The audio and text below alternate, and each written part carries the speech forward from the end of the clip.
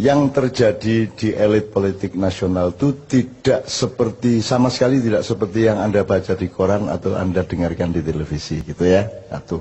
Nomor dua, apakah presiden berkuasa? Tidak. Apakah Megawati berkuasa? Tidak. Apakah anak-anaknya Megawati berkuasa? Akan semakin tidak. Ya. Terus siapakah yang berkuasa? Gitu. Yang berkuasa tidak pernah muncul di media massa. Jadi mereka membutuhkan ketidakpastian dari pelaku-pelaku di panggung ini, diadu domba sedemikian rupa. Nah, siapakah yang madu domba? Yang madu domba ini sudah juga sedang bertarung di antara mereka. Jadi nanti ada skala global internasionalnya, terus nanti ada tajalinya yang agak regional nasional, gitu ya. Nah, mereka ini pokoknya kalau ndak Yahudi Timur ya Cina Barat, yang gitu. Kira seperti itu. Nanti timelinenya adalah 5 tahun kemudian 10 tahun ini kita mengalami pertaruhan Indonesia akan dimik-dimik kembali bangkit menggeliat atau akan hancur sama sekali dan menjadi bangsa jongos total tahun 2024. Nah, siapakah mereka ini? Pasti adalah konstelasi para pemilik modal, baik di tingkat internasional maupun regional dan nasional. Nah, itu lapisan-lapisan ini juga bertarung satu sama lain, tapi yang pasti ada rasnya mereka. Yang paling bermain adalah orang-orang yang sudah datang ke Nusantara sejak abad ke-13, tetapi sampai hari ini mereka berposisi masih tamu secara kultural di Indonesia. Lagi engko jajal diskusi ning warung-warung, kok isih dayoh maksudnya piye gitu ya. Ya. Jadi ada orang yang sudah kerja dan kaya raya di sini, tapi dalam hatinya masyarakat Indonesia mereka masih tamu, jadi belum pantas jadi gubernur sebenarnya. Loh kok guyu gitu? Misalnya, padahal dialah yang nanti akan diangkat untuk sampai ke puncak oleh konspirasi itu. Karena nanti yang diciptakan adalah sistem-sistem yang menguntungkan roti dan keranjang-keranjang mereka bekerja sama dengan konstelasi internasional. Nah, jadi saya ingin memperingatkan, kowe isih dayoh, kowe aja banget-banget lemu pecicilan, ya. Iki Indonesia iki aja rumangsamu ming kaya sing kok sangka. Ono liya-liyane loh Indonesia ini. Bangsa Indonesia itu banyak. Dan ada segmen-segmen, ada level-level, ada kesatria-kesatria, ada kader-kader, ada bermacam-macam dari bangsa Indonesia ini yang juga akan menjadi faktor dari berubahnya Indonesia. Jadi jangan dipikir Indonesia akan berlangsung persis seperti yang kalian skenariokan. Ada macam-macam. Bukan hanya manusianya macam-macam, bukan hanya anak mudanya bermacam-macam. Ada arus yang menuju masa silam dan kematian, dan ada arus yang sedang bangkit pelan-pelan menjadi manusia kader Nusantara yang baru, yang semakin banyak jumlahnya di mana-mana, dan usia mereka 10 tahun lagi adalah usia pemimpin di tingkat-tingkat yang bermacam-macam. Maksudku kowe iki pemimpin yang berikutnya, ini loh. Jadi siap-siap mulai saiki, ini ya. Oke. Muhtasib wis ben kursus dhewe kono. Karena dia punya kesibukan sendiri yang sifatnya kosmis ya, dia kosmis. Pokoknya dia hubungannya sama Tuhan konflik tiap hari sama Tuhan. Piye to karepmu kowe iki? Nah gitu lagi gitu. Itu urusan, itu kan salah satu hiasan Indonesia sehingga disukai para malaikat karena ada kaumul muhtasibin gitu kan. Oke. Oke ya, jadi singkat kata begini. Anda jangan benci Jokowi, jangan benci Mega, jangan benci siapapun yang seakan-akan sedang berkuasa. Anda harus merasa kasihan kepada mereka. Dan doakanlah Jokowi yang terus-menerus mendapat tekanan. Anda tahu kan kalau SBY itu kan selalu ragu. Kalau yang sekarang ini tidak ngerti apa yang diragukan atau apa yang ditegasi. Itu.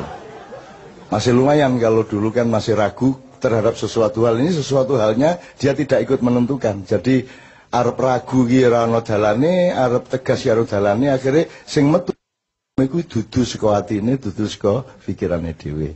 Gitu ya. Jadi kita doakan mudah-mudahan beliau ini oleh Allah segera dibebaskan dari tekanan-tekanan. Jelas ya? Jelas maksudnya ya? Gue ngerti sastra toh? Nah. Sementara yang sangat bernafsu untuk bertarget tahun ini harus menggantikan orang yang penuh tekanan-tekanan ini, kita doakan mudah-mudahan dia tidak diberi kesempatan oleh Allah untuk bersu'ul khotimah. Iki ya jelas tau kudune. Nah, gitu. Jadi nek di YouTube iki berdebat sik lagi ngafirke aku ya toh. Gitu teman sekalian wes. Untuk itu emang Anda terpengaruh dengan semua itu kan tidak. Anda kan punya kedaulatan, Anda kan punya kemandirian, Anda punya keyakinan hidup. Dan semakin hari Anda semakin tenang dengan keyakinan Anda. Dan Anda tahu rakyat Indonesia kan sama sekali semakin tidak tergantung kepada pemerintahnya. Mau dolar 18.000 iki ya. Ora berpengaruh kanggo sing nggawa payung ning ngarepe mall kae. Wis pokoke nek nggawa payung ana udan nyeterke nang mobil entuk piro ning prapet piro kan Anda semua kan tidak terlalu terpengaruh. Bahkan di Jawa Timur anak-anak muda lantang, ayo iki yuk gurung mundhaki BBM ya apa iki. Kurang ajar. Nang wis ae diunggahno ayo. Nang wis. Mosok gak mundak-mundak iki lho. Ayo diunggahno ayo sepur mesisan 4 kali lipat ayo apa ngono. Engko tak delete tekek ndek njero balas. Nek tak delete tekek supaya gak mlaku mesisan wis. Gitu loh. Pesawat-pesawat barang iki. Lho wong gimana kita mau bikin konferensi Asia Afrika? Asia Afrika itu kan Bung Karno punya karya. Itu kan konferensi negara-negara non-blok. Non-blok. Lho kowe iki nggak konferensi non-blok kok njaluk pelindungan nang jeraganmu iki piye? Njur pura-pura digawe pesawat tapi didandani sik le dandani regane luwih larang timbangane pesawat sing dikeke. Piye coba kowe? Kui kan ya Allah ya Rabbi, memang presiden itu syaratnya satu kok, harus tahu apa yang harus diragukan dan apa yang harus ditegasi. Iki ora ono bahane iki, arep ragu ya ora cetha, arep tegas ya ora cetha kan begitu. Kan nyenengke kok kuwi. Tidak pernah ada bangsa yang mendapat hiburan sebagaimana kita. Itu kan? Tidak, jangankan kan kalau dalam Islam tuh, kalau dalam bahasa Arab tuh ada namanya uslub. Uslub itu diplomasi tingkat tinggi. Seperti saya mengatakan, mudah-mudahan segera terbebas dari tekanan, itu uslub. Ketika saya acara dengan KPK yang pertama, saya berdoa, ya Allah, segera bubarkanlah KPK. Itu kan uslub, artinya maksudnya kehakiman, kepolisian, kejaksaan sudah beres, bisa menjalankan tugasnya dengan jujur sehingga tidak diperlukan KPK. Jadi kalau KPK didoakan untuk bubar itu artinya supaya tidak perlu ada ad hoc lagi untuk mengurus korupsi kan gitu. Tapi orang karena pikirannya linier dan sastra kalimat aja tidak jelas. Maka ketika saya berdoa dengan tingkat uslub tadi, susastra tinggi tadi, orang paham loh kok Cak Nun menginginkan KPK bubar karepe piye? Loh, nek KPK bubar berarti hukum sudah beres, kan begitu. Karena hukum belum beres, pelaku-pelakunya belum beres, diperlukan perangkat pembantu pemain bon-bonan yang namanya KPK. Kan begitu kan? Nah, kalau sudah kesebelasannya beres tidak perlu ngebon lagi. Nah, Indonesia ini lebih lucu lagi. Pemain bon-bonnya dimasukkan lapangan, yang pemain yang diganti tidak dikeluarkan dari lapangan. Bener nggak? Loh mestinya kalau diganti yang diganti keluar ini nggak tetap di dalam. Akhirnya gelut dewe sadu-saduan dewe. Kan gitu. Antara pemain pengganti sama pemain yang diganti. Kan begitu. Sampai hari ini toh sadu-saduan nggak karu-karuan. Kan ini nyenengke negara ini nyenengke. Saya luar biasa bahagia sebagai bangsa. Luar biasa bahagia. Ini tenang nih John. Ini malaikat yang nggak pernah ketawa jan nahan banget. Jan kudu guyu tenan kemenungsan gitu. Bahkan tidak ada tugas malaikat untuk tertawa, tidak ada. Malaikat itu semua serius. Tapi khusus untuk Indonesia ini akhirnya rundingan wis ora apa-apa yang guyu wae ya. Ngono ku ya saking lucune kok piye. Edan tenan ambo tenan. Lho wong piye to wong panglima tertinggi TNI kok mendapat gelar anggota kehormatan. Lu panglima kok anggota kehormatan. Piye logikane iki? Gitu lho, piye to iki? Aku kok dikai anggota kehormatan Mak Iya. Ya piye to iki? Lho aku ini. Jadi, malaikat ora entuk guyu piye?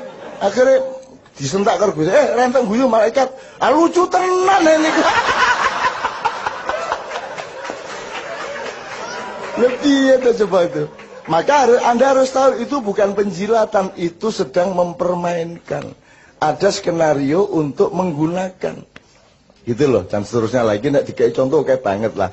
Dengan bahasa yang seperti itu, maka Anda sebagai orang maknya ternyata uslubnya sudah tinggi. Langsung mengerti. Luar biasa Anda. Di bawahnya baru ada yang namanya balaghah, itu ilmu komunikasi biasa. Nah ini balaghah aja belum nyampe, jadi nggak ngerti bagaimana ngomong sama Amerika, bagaimana ngomong kepada Singapura, nggak punya uslub. Kan tidak perlu menentang untuk menentang. Gitu loh. Kan saya sering sudah kasih contoh yang kecil-kecil toh. Gue nek diajak kerengan iki moro bisi ono. Gue nek kerengan karo aku mesti kalah. Wis mending wis mlayu saiki mlayu. Akhirnya mesti budina melayu kae padahal nek kerengan tangan ya kene kalah jane. Itu namanya uslub. Itu puncak dari balaghah ya Ustaz ya, puncak dari balaghah. Itu teman sekalian, oke. Lu sekarang itu bagaimana mau balaghah aja nggak ngerti kok. Mosok sambat, saya mau dijatuhkan loh sama Jika. Loh, kok ngomong ngono lho, mbok sing rada bahasa sing rada samar sithik apa piye ngono lho. Sing lelu, tapi jenenge lugu kan ya ora mlebu neraka wong lugu. Lugu ora ngerti ya. Yang ngerti ini mebel ya mebel, kayu ya kayu. Piye dituntut balaghah ya ora iso. Jadi piye meneh, jadi tolong Anda jangan benci ya. Anda harus kasihan dan berempati dan berdoa setiap hari mudah-mudahan beliau segera dibebaskan dari tekanan-tekanan. Amin ya rabbal alamin. Supaya hidupnya tentram, keluarganya tentram, istrinya tidak cemas dan anaknya juga selamat dari mara bahaya. Gitu ya. Ono elek ya ngomong, apik to ya. Apik to gitu loh. Uslub gua. Wah sesuk mesti do Twittere uslub.